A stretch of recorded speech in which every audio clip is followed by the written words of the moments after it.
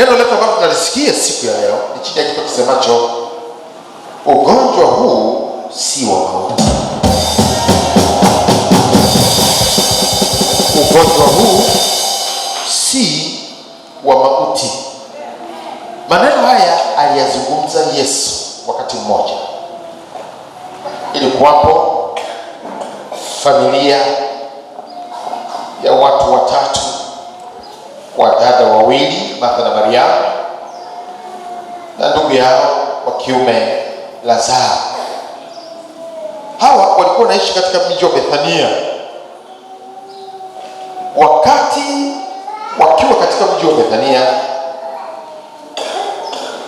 walikuwa ni wanafunzi wa Yesu. Watu hao, familia hii wote walikuwa ni watu ambao wameokolewa, wanampenda Yesu sana, na wenyewe pia walikuwa wanapendwa sana na Yesu.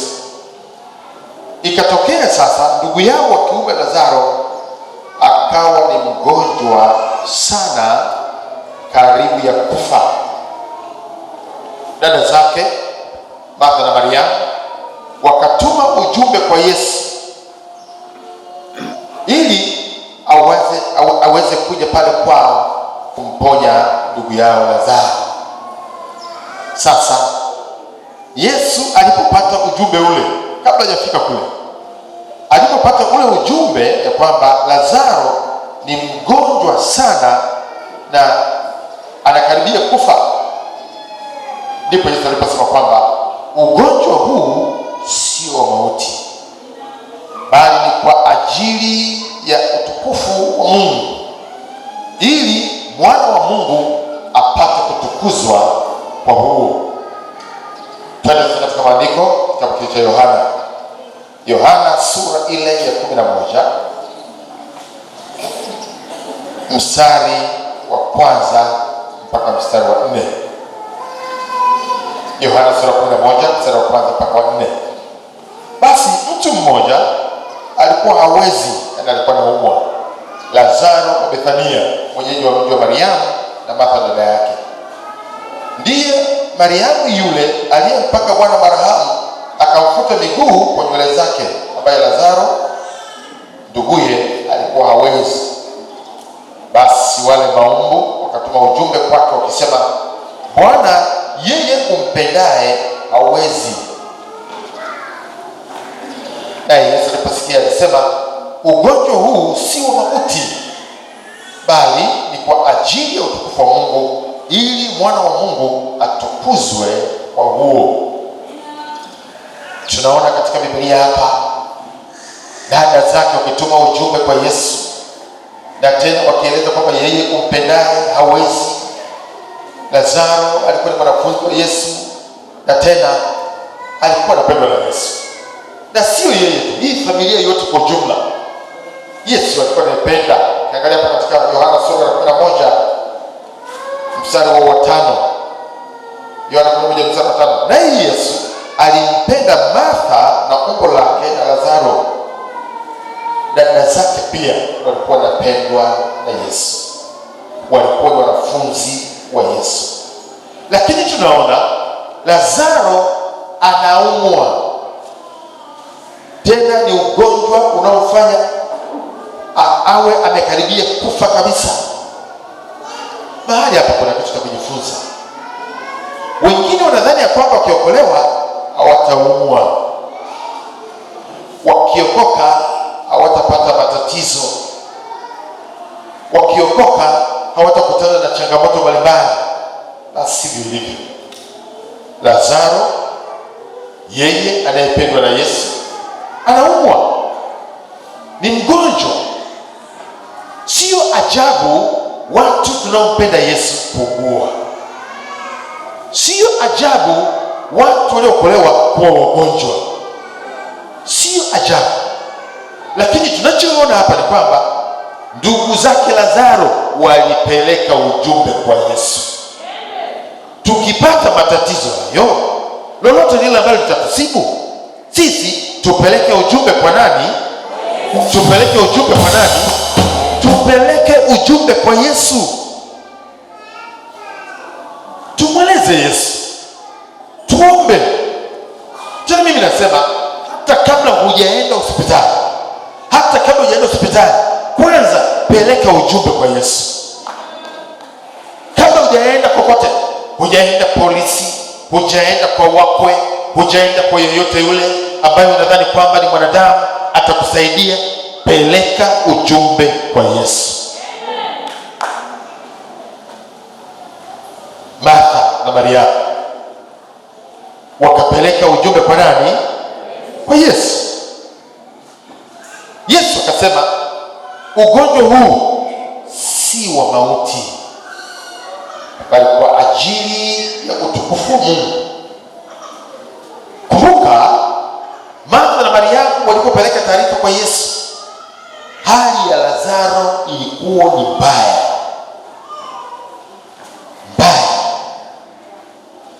Walikuwa ni watu wazima, walikuwa wanafahamu ni namna gani ugonjwa unaweza kuja kwa mtu.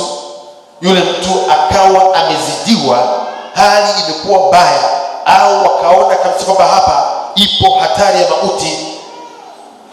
Walikuwa wanajua, walikuwa ni watu wazima, wakapeleka taarifa hizo kwa Yesu. Yesu katika ulimwengu wa roho anajua yote, anaona yote.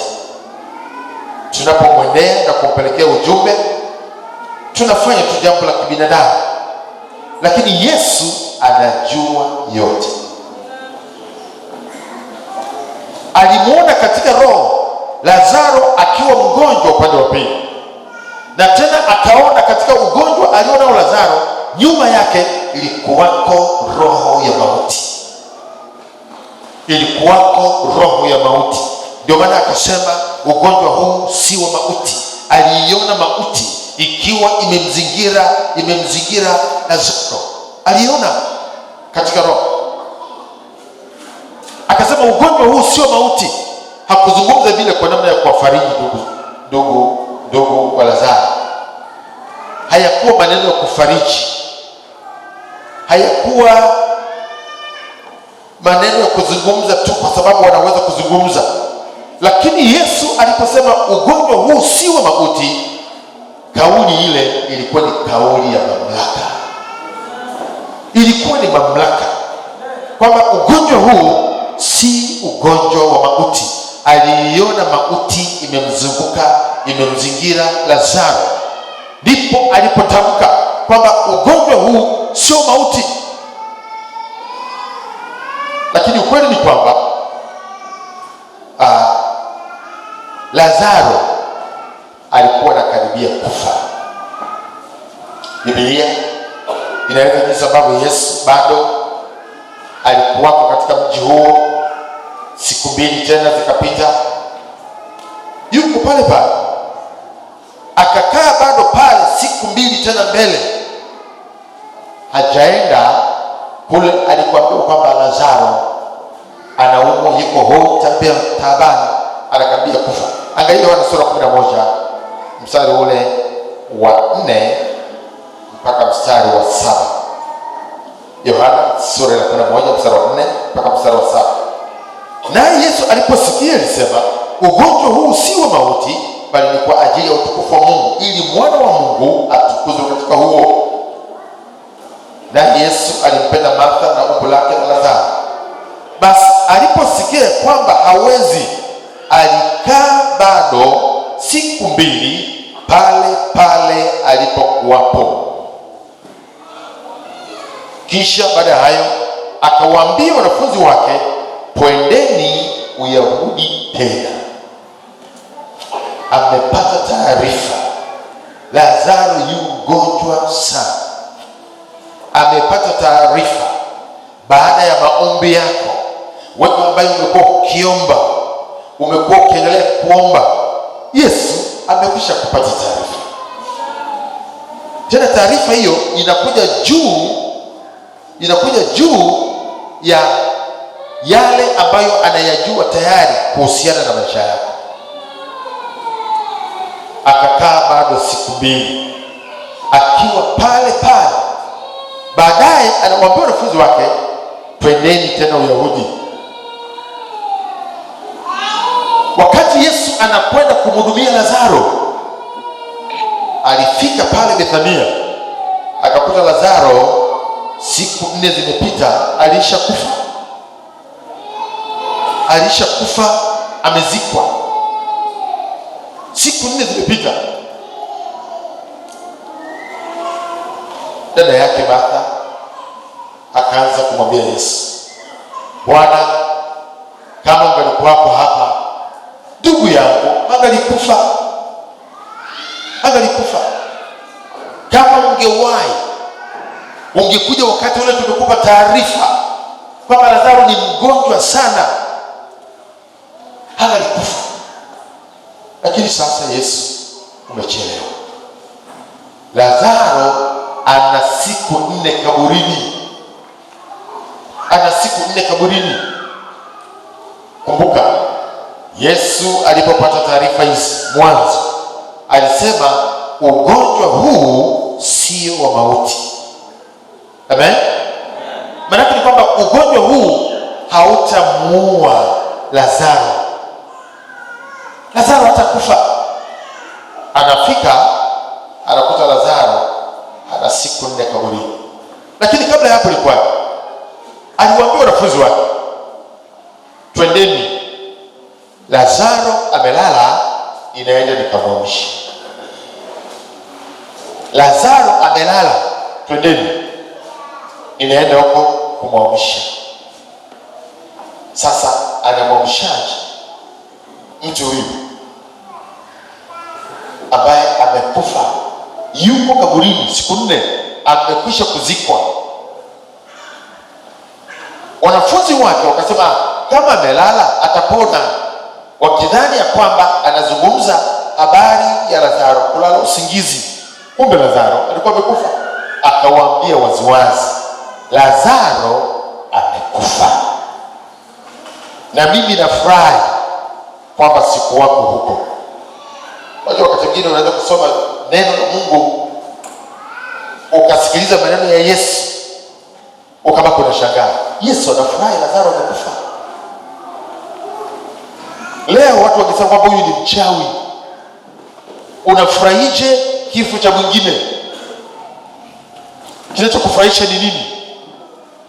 Lakini Yesu anasemaje? Mimi nafurahi kwamba siku wako huko, inaenda kumwamsha. Tunaendelea kuangalia tena Yohana sura ya 11 mstari wa 11 mpaka 15. Kitabu cha Yohana sura ya 11 mstari wa 11 mpaka mstari wa 15. Aliyesema hayo, kisha baada ya hayo akawaambia, rafiki yetu Lazaro amelala, lakini ninakwenda ipate kumwamsha. Basi wale wanafunzi wakamwambia, Bwana, ikiwa amelala atapona. Lakini Yesu alikuwa amenena habari ya mauti yake, nao walidhania kuwa ananena habari ya kulala usingizi. Basi hapo Yesu akawaambia waziwazi, Lazaro amekufa. Lazaro amefanya nini? Lazaro amekufa. Kabla hapo alisema ugonjwa huu si wa mauti, na sasa Lazaro amekufa. Kwa hiyo nikwambia, mambo yale ambayo sisi tunayaona ni magumu sana kibinadamu, kwa uwezo wa kibinadamu, maisha yetu wanadamu, mbele za Mungu jambo hilo ni dogo sana. Mungu aliyeumba mbingu na nchi na vyote vilivyoko, vinavyoonekana na visivyoonekana, tatizo hilo ulilo nalo wewe mbele za Mungu ni jambo dogo sana. Yesu alikuwa anajua kwamba Lazaro anaumwa, na tena kuna mauti juu ya Lazaro, na alijua kwamba Lazaro atazikwa na atakaa kaburini mpaka ataoza. Lakini bado Yesu akasema ugonjwa huu si wa mauti, Lazaro amelala, nami ninakwenda nikamwamshe, kwa sababu kwake neno hilo lilikuwa ni dogo sana. Nataka ujue mwanadamu, Nataka ujue wewe unanisikiliza au huenda unatazama na kufuatilia video hii, jambo lolote lile lililokuwa kwako limepita upeo wa akili zako, liko juu ya fahamu zako, umefika mwisho wa uwezo wako, umekata tamaa, peleka ujumbe kwa Yesu. Neno hilo kwake ni dogo, neno hilo kwake ni dogo, neno hilo kwake ni dogo. Tatizo tulilo nalo wanadamu, bado hatujafunuliwa Yesu ni nani. Hatujafunuliwa Yesu ni nani. Ndio maana wakati mmoja Yesu akauliza wanafunzi wake, watu wananinena mimi kuwa ni nani? Watu wengine huko wananinena mimi kuwa ni nani? Wengine wakasema huyu ni Yohana Mbatizaji, wengine wakasema ni Elia, wengine si nani. Lakini Petro akasema, wewe ni mwana wa Mungu. Yesu akasema, damu na nyama hazikukufunulia haya, lakini Baba yangu wa mbinguni ndiye aliyekufunulia wewe hata kujua kwamba mimi ni nani, ni mwana wa Mungu. Leo ni maombi yangu kwamba unaposikia neno hili, Mungu akufunulie ndani ya moyo wako, ndani ya nafsi yako, upate kumjua Yesu, kwamba Yesu hakuwa mwanadamu wa kawaida, alikuwa ni mwana wa Mungu. Yesu hakuwa mwanadamu wa kawaida, alikuwa na mamlaka yote juu mbinguni, chini duniani. Yesu hakuwa mtu wa kawaida. Maandiko yanamnena kwamba alikuwa juu ya yote. Alikuwa juu ya magonjwa, juu ya mauti, juu ya yote. Ndio maana akatembea juu ya maji, ndio maana akapaa juu angani, maana alikuwa juu ya nguvu za asili za mvutano. Alikuwa juu ya yote, yuko juu ya yote, yuko juu ya matatizo uliyo nayo, katika jina la Yesu. Bwana akufunulie leo macho ya rohoni, akufunulie leo ufahamu wa rohoni, umjue Yesu ni nani. Na ukishakumjua Yesu ni nani leo, na kuambia tatizo lolote ulilo nalo utaliacha madhabahuni leo. Tatizo lolote ulilo nalo utaliacha madhabahuni leo, maana yuko yeye mmoja aliye juu ya yote, mwenye mamlaka yote, yeye ambaye mauti kwake ni kama kulala usingizi. Akasema, twendeni, Lazaro amelala, twendeni tukamwamshe. Wanafunzi wako kadhani kwamba amelala usingizi. Yesu alikuwa ananena habari za mauti, na hatimaye baadaye akamwambia mtu huyu amekufa, lakini twendeni. Mstari wa 11 mpaka 15, nilikuwa sijamaliza hapo. Aliyesema hayo, kisha baada ya hayo aliwaambia, rafiki yetu Lazaro amelala, lakini ninakwenda nipate kumwamsha. Basi wale wanafunzi wakamwambia, Bwana, ikiwa amelala atapona. Lakini Yesu alikuwa amenena habari ya mauti yake, nao walidhani ya kuwa anena habari ya kulala usingizi. Basi hapo Yesu akamwambia waziwazi, Lazaro amekufa, nami ninafurahi kwa ajili yenu. Sikiliza Yesu, nami ninafurahi kwa ajili yenu kwamba sikuwako huko, ili mpate kuamini, lakini twendeni kwake. Yesu anasema anafurahi kwa sababu hakuwako huko. Hayo mambo yote yanatokea, hakuwako huko. Mpaka Lazaro amekufa, hakuwako huko, lakini anasema sasa twendeni. Anakwenda kufanya nini? Anakwenda kumwamsha Lazaro. Na ndivyo ilivyokuwa. Alipofika akauliza Martha na Maria, wamemweka wapi? Wakampeleka kaburini. Walipofika kaburini, akawaambia, liondoeni jiwe. Wakasita, lakini baadaye wakaliondoa jiwe. Walipoliondoa lile jiwe, Yesu akasema, Lazaro, njoo huku nje.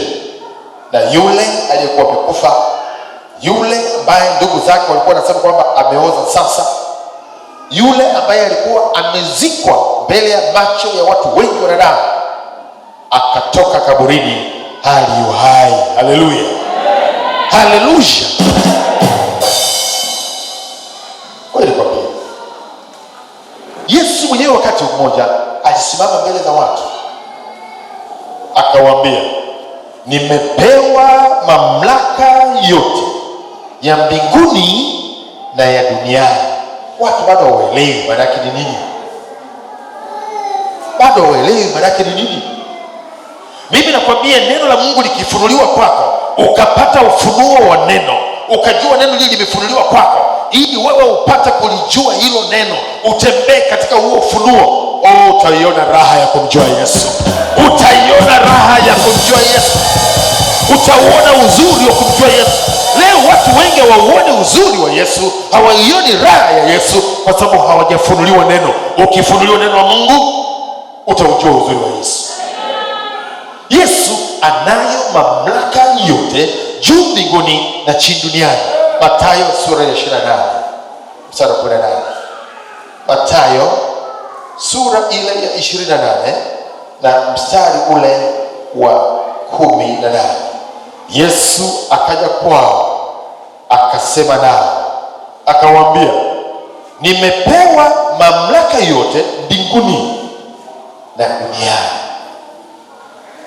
Nimepewa mamlaka yote mbinguni na duniani. Anawaambia wanafunzi wake, akamwambia, basi enendeni mkawafanye mataifa yote kuwa wanafunzi, mkiwabatiza kwa jina la Baba na Mwana na Roho Mtakatifu, na kuwafundisha kuyashika yote niliyoamuru ninyi, na tazama, mimi nipo pamoja nanyi siku zote hata ukamilifu wa dahari.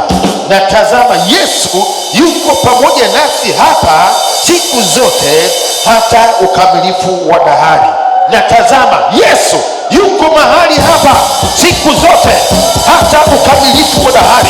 Yeye mwenye mamlaka yote juu mbinguni, yeye mwenye uwezo wote, yuko hapa pamoja nasi, yuko hapa pamoja nasi.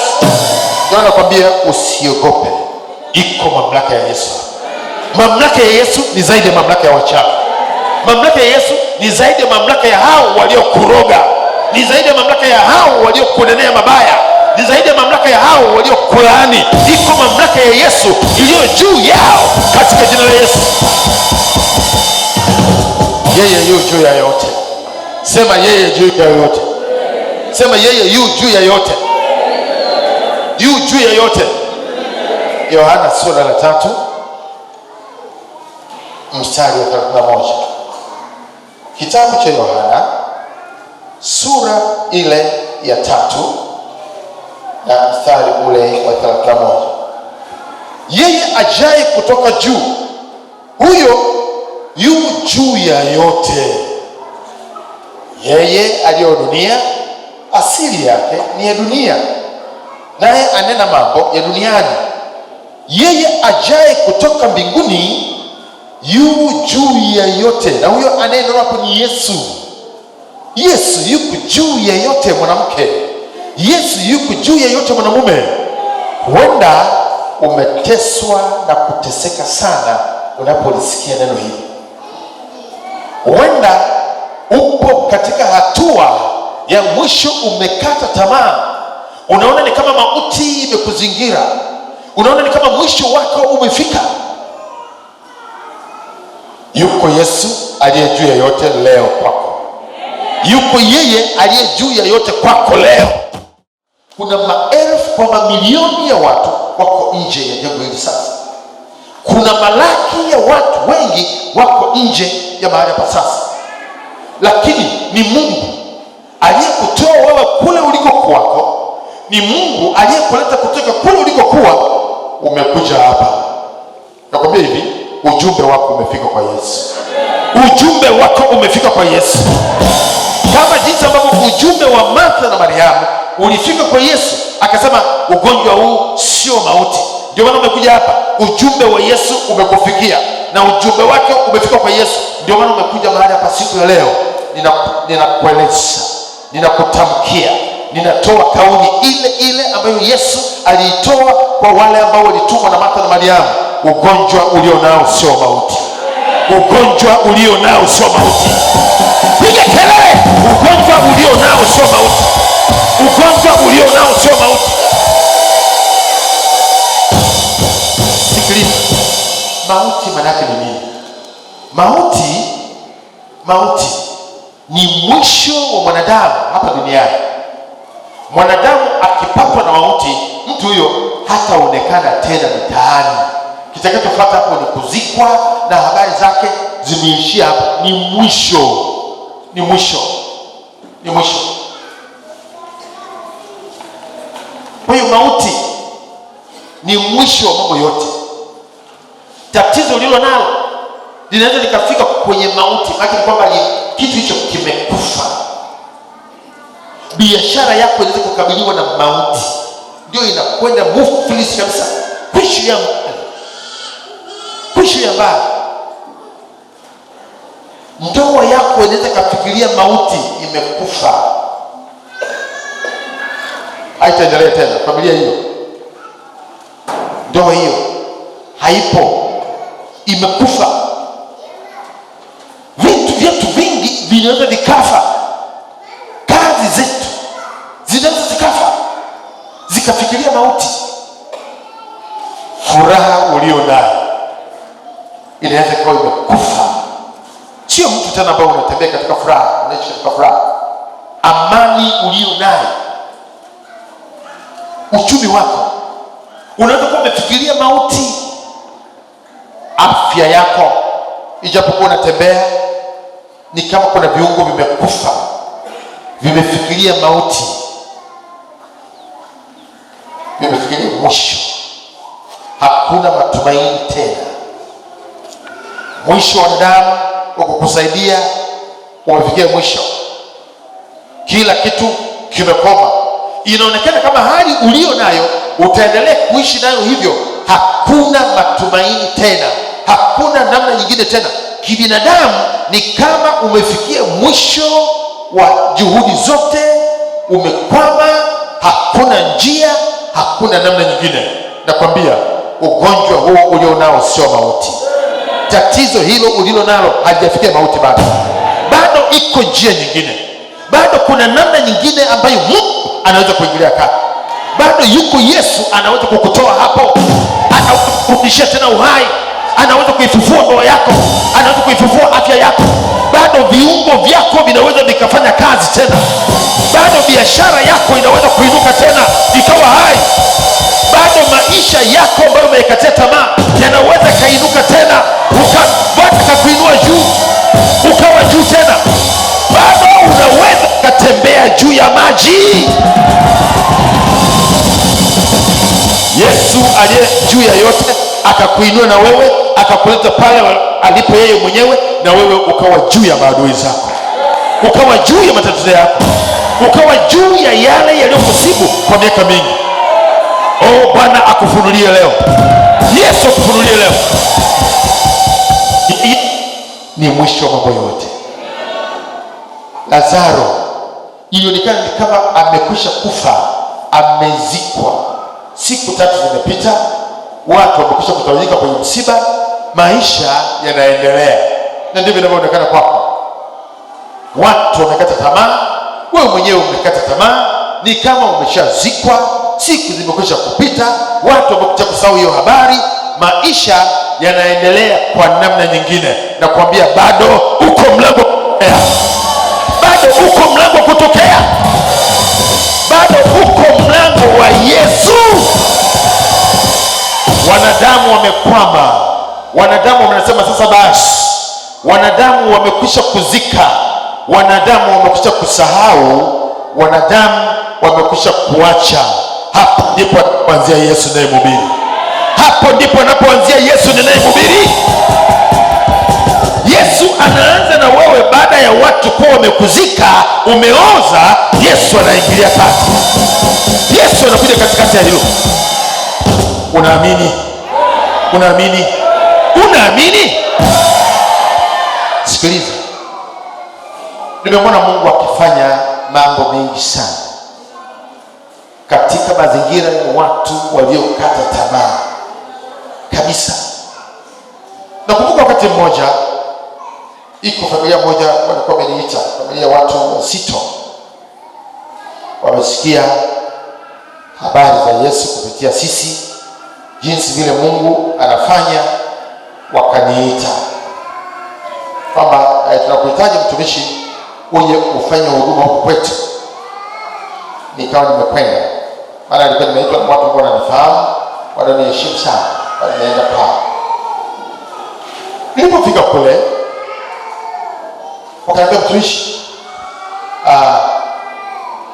kuna ndugu yetu hapa ambaye ni mgonjwa,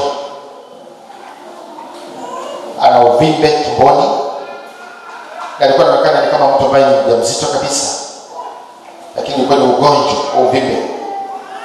Kwa sasa tumeshafanya kila namna, imeshindikana. Hospitali hapa kwetu wameshindwa, na wametupatia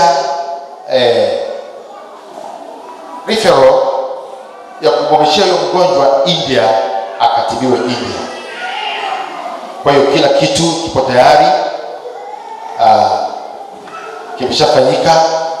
Tunasubiri tu siku ya safari aweze kuondoka, aweze kusafiri kwenda India kwa ajili ya matibabu zaidi. Kwa hiyo tumeandaa hapa hafla fupi ya kumwaga mgonjwa huyu na kumtakia heri kule India anapokwenda. Hii operation ikafanikiwe, atibiwe, Mungu amtangulie, aweze kurudi salama kama ametibiwa. Ndipo tulipoona kwamba ni vema tukushirikisha mtumishi, uje basi na wewe ufanye maombi kwa ajili ya kumtakia safari njema. Niliposimama nikamwambia, nashukuru sana kwa nafasi mlionipatia ya kumfanyia mgonjwa maombi ili aweze kusafiri kwenda India akatibiwe na kurudi salama.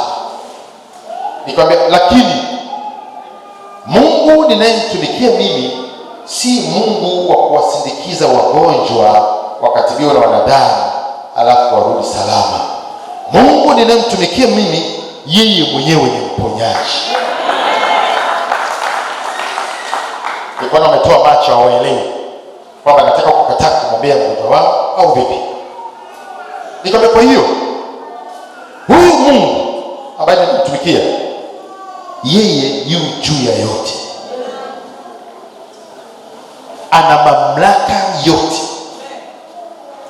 Hao wanadamu madaktari, yeye ndiye aliyewapa hayo maarifa. Huyo Mungu, nitakachofanya hapa sasa hivi, nitaomba kwa ajili ya mgonjwa wenu apokee uponyaji hapa hapa sasa hivi, alafu ataenda India kutalii. Aende India, tiketi yake iko tayari, fedha zimekwisha kupatikana, booking imeshafanyika kule hospitali India, kila kitu kipo tayari. Ninafanya maombi, alafu asafiri aende India akatalii kule. Nafikiri hajafika India huyu, aende India akatembea, alafu atarudi Dar es Salaam, atatueleza mambo gani Mungu amemtendea. Au kuelewa kama tele mama nikapiga magoti. Wale watu walikuwa ni watu ambao wako vizuri. Hiyo hafla yenyewe kumwaga mgonjwa ungeiona, ungesema ni harusi. Maana buffet zimeandaliwa kila upande, vinywaji nini, watu wamealikwa pale wengi. Ni hafla ya kumwaga mgonjwa, anaenda kutibiwa, tumtakie kila laheri na kugonganisha glasi pale, cheers. Mgonjwa anaenda kutibiwa, arudi salama. Niko na watu wa mjini. Kabla fanya muujiza hapa, ili hao watu hawa wamekaa hawa wakujui. Nikamwambia mgonjwa, njoo hapa. Akapiga magoti. Nikamwambia, Bwana Yesu, wewe husindikizi wagonjwa, ni wewe unaponya wagonjwa. Kwa jina la Yesu Kristo, kila uvimbe, kila kichopo hapa tunakifuta kwa jina la Yesu aliye hai. Amen. Wakakodoa tu macho waelewe. Nikamwambia, tumeshaomba, mgonjwa ataenda India, alafu salama kama mlivyohitaji, na atarudi salama kama mlivyohitaji. Hakuna kitakachopungua. Siku itafika, mgonjwa na faili lake akaondoka na wasindikizaji India. Kufika kule katika hospitali, akawapatia ile faili ambayo imetoka Muhimbili. Wakalipitia madaktari, wakalielewa, wao nao wakamchukua, wakaanza vipimo vyao upya. Kila wakipima kama faili linavyoeleza hapa, hakuna kitu. Kila wakifuatilia maelezo ya daktari, wanaangalia, wanapima na wao huko, hamna kitu. Wakamuuliza yule mgonjwa, wewe mgonjwa, hili faili ni la kwako hili au umebadilishiwa? Sio, kwani jina ni hilo? Jina ni la kwangu, ndio mimi. Tunapima hapa, hatuoni matatizo mengi yameandikwa hapa. Unayo kwamba unayo, hayako. Wakati tunachoona hapa una mafuta tu mengi mwilini. Kwa hiyo acha tu kaikae kwa hospitali, tukupe dawa za kupunguza mafuta. Cholesterol iko nyingi. Kama sawa. Kwa hiyo akakaa pale India, akawa anapewa zile dawa za kupunguza uzito na nini, mpaka baadaye akamwambia inatosha, chukua zile dawa zingine, rudi nyumbani. Mpaka hapo bado hawajakumbuka ile huduma ambayo tuliifanya pale siku ile. Hawakumbuka. Akarudi Dar es Salaam. Kwa Dar es Salaam ndugu walipokusanyika, akaanza kueleza habari za safari, jinsi ambavyo wamekwenda kule katika faili, na baadaye wakasema tu kwamba ana mafuta mengi, wakampa dawa za kupunguza uzito, basi nimerudi. Ndipo wengine wakakumbuka, sema umesahau yule mtumishi siku ile aliomba pale, akasema kwamba wewe unakwenda India kutembea, lakini Mungu wake amekwisha kuponya, si ndio? Imetokea. Ndio kasema kweli. Pale wakaanza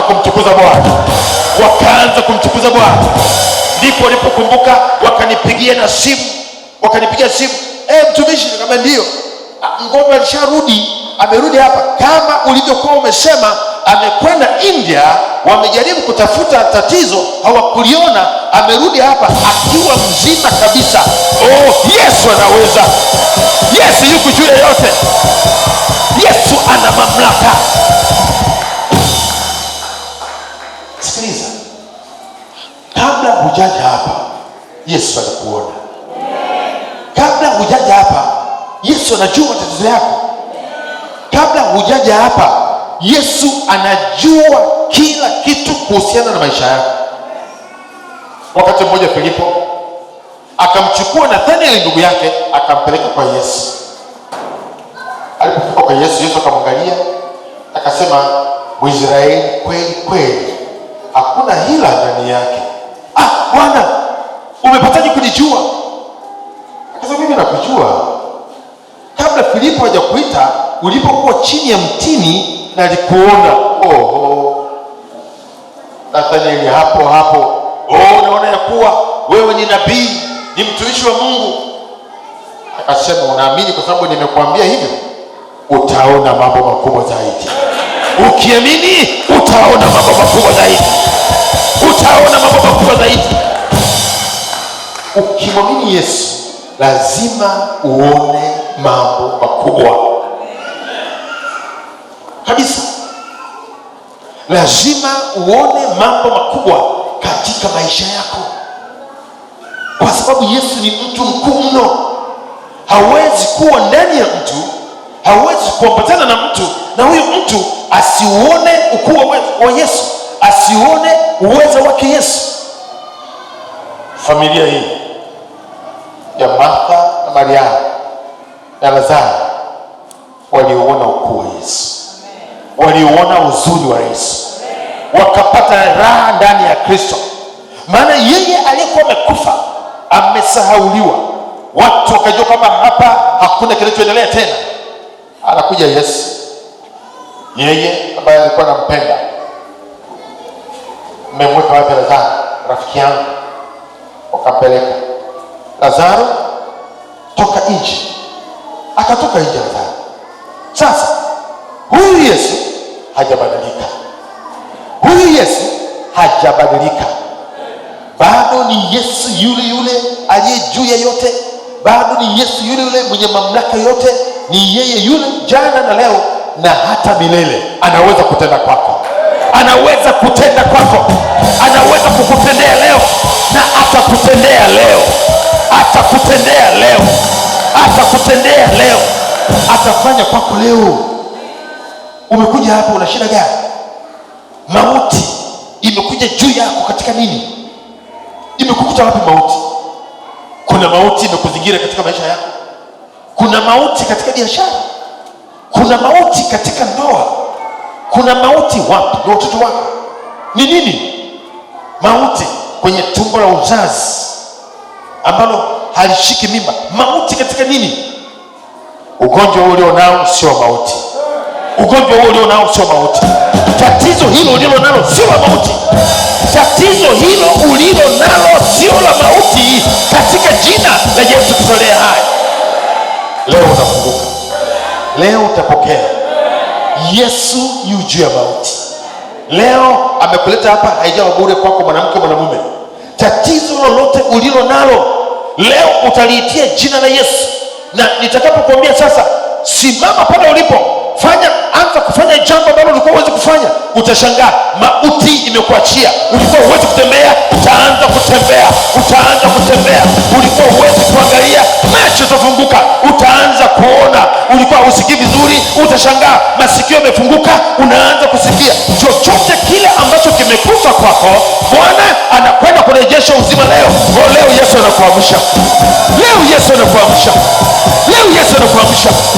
Kama alimwamsha Lazaro ambaye alikufa siku 4 yuko kaburini, watu wanasema Lazaro ananuka. Sasa nakwambia wewe hujafikia mahali pa kuanza kunuka, haujaanza kunuka. Tatizo lako halijafikia mahali umeanza kunuka. Yesu leo atakuamsha. Yesu leo ataamsha ndoa yako. Yesu leo ataamsha kazi yako. Yesu leo atakuamsha katika afya yako. Yesu atakufungulia milango mikubwa ambayo hukudhani, katika jina la Yesu. Wale watu waliokuwa wanasema mtu huyu sasa ni maiti, mtu huyu sasa ni marehemu, mtu huyu sasa ni marehemu, watashangaa marehemu amekuwa hai. Marehemu amekuwa hai. Marehemu amerejeshewa uzima katika jina la Yesu. Watu hawakuthamini tena. Kiko wapi bwana? Alikuwa anajifanyafanya sana hapa mtaani, hamna kitu, kwisha kabisa.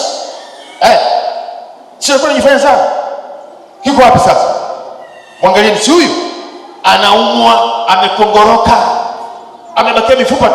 Na yani huyu ni swala tu ya siku chache tutamzika. Yani siku sio nyingi tutamzika. Hautazikwa kwa jina la Yesu. Hautazikwa kwa jina la Yesu. Hautazikwa kwa jina la Yesu. Hata kama tatizo ulilo nalo ni la mauti, huenda ni ukimwi labda, ambao umetangaza kwamba una dawa, na mtu akiupata ugonjwa atakwenda, lakini mwisho wa siku lazima mtu huyo atakufa, atafikwa na mauti. Huenda ni kansa, huenda ni tatizo ulilo nalo ambalo umelikatia tamaa, ni ugonjwa usiojulikana, umekata tamaa. Nakwambia ugonjwa ulio nao sio mauti. Tatizo ulilo nalo sio mauti. Ugonjwa usio mauti. Tatizo hilo Bwana anafanya njia kutokea, anafanya mlango wa kutokea, anafanya mlango wa kutokea. Unajua mimi nimepewa tu mwaliko, na nikasema ngoja tu, nimepewa mwaliko basi wache niende nikaone. Kuna tofauti na Nathaniel ambaye aliambia kwamba twende ukaone. Nathaniel alikuwa anaenda kuona. Alipofika kule Nathaniel, badala ya kuona tu, akaambiwa ataona mambo makubwa. Leo utaona mambo makubwa. Leo utaona mambo makubwa. Bwana anaachilia mambo makubwa juu yako leo katika jina la Yesu. Mauti iliyokuwa imetajwa kwamba itakuwa juu yako, kwa jina la Yesu, mauti hiyo haitakuwako katika jina la Yesu. Haitaweza kusimama katika jina la Yesu. Mauti hiyo haikuwezi. Yuko hapa aliye mkuu kuliko roho ya mauti katika jina la Yesu. Amen. Sikiliza, ukifunuliwa habari za Yesu, mimi nakwambia utapata raha. Kwanza utakuwa na hofu, utakuwa na woga, maana unamjua Yesu uliyemwamini ni nani. Yesu ana mamlaka. Yesu anayo mamlaka yote juu mbinguni, chini duniani na kokote ninakokwenda. Hiyo ndio kauli yangu. Yesu aliye pamoja nami hata ukamilifu wa dahari. Hakuna anayeweza kumchallenge, hakuna anayeweza kumpa changamoto Yesu. Kama kuna changamoto ambayo Yesu alishinda, ilikuwa pale msalabani na akasema imekwisha, amemaliza. Hakuna changamoto nyingine yoyote. Ndio maana mtu wa Mungu, usiogope changamoto yoyote. Usiogope changamoto yoyote. Usiogope changamoto yoyote. Yesu uliye naye ni mwisho wa changamoto. Lakini mpaka ufunuliwe roho yako na maisha yako, Yesu ajifunue kwako kama vile wewe upendavyo. Kama unapenda, Yesu anajifunua kwako. Na akijifunua kwako, lazima utakuwa mshindi. Kwa sababu gani? Yuko Yesu ndani yako, mwenye mamlaka yote juu mbinguni na chini duniani. Una uwezo kuishi hapa duniani kwa mamlaka ya Yesu kabisa. Na hiyo mamlaka inafanya kazi katika ulimwengu wa roho. Vile jinsi ambavyo wewe mwenyewe unavyomjua Yesu, vile jinsi ambavyo wewe mwenyewe uhusiano wako na Yesu na unajijua wewe ni nani. Bali wote waliompokea aliwapa uwezo wa kufanyika kuwa nani? Watoto wa Mungu. Mungu yupi? Shida inakuja hapo. Mungu wako ni nani? Yukoje? Ana uwezo gani? Unamjua? Wewe mwenyewe unakiri kwamba ni mtoto wa Mungu? Unajijua?